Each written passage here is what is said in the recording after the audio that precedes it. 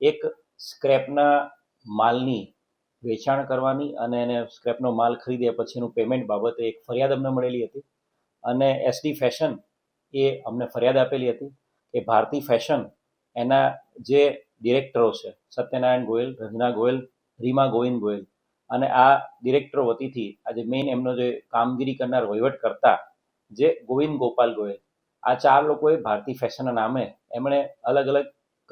કન્ટ્રીઝમાંથી ખાસ કરીને મેઇન દુબઈથી સ્ક્રેપના માલને એ લોકો ઇમ્પોર્ટ કરતા હતા અને આ સ્ક્રેપનો માલ એ લોકો એસડી ફેશનને એ લોકો વેચતા હતા. શરૂઆતમાં જુલાઈ 2025થી એ લોકોએ સ્ક્રેપનો માલ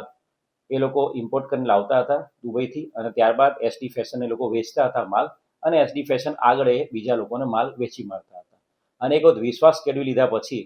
ટોટલ અલગ અલગ જે બિલ્સ છે સેલ્સના કોન્ટ્રાક્ટ એવા 4,90,00,000ના સેલ્સ કોન્ટ્રાક્ટ આ ભારતી ફેશનના ડિરેક્ટર્સ અને ભારતી ફેશનના વહીવટ કરતા ગોવિંદ ગોપાલ ચાર લોકોએ કરીને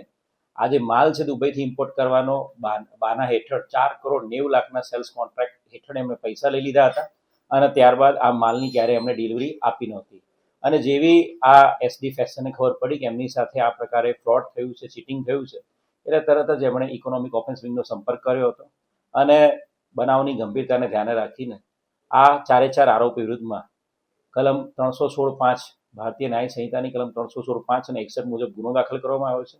અને ટેકનિકલ વર્કઆઉટ અને હ્યુમન ઇન્ટેલિજન્સ વર્કઆઉટના આધારે ચારે ચાર આરોપીની ધરપકડ કરવામાં આવી છે. આ ચાર જે આરોપી છે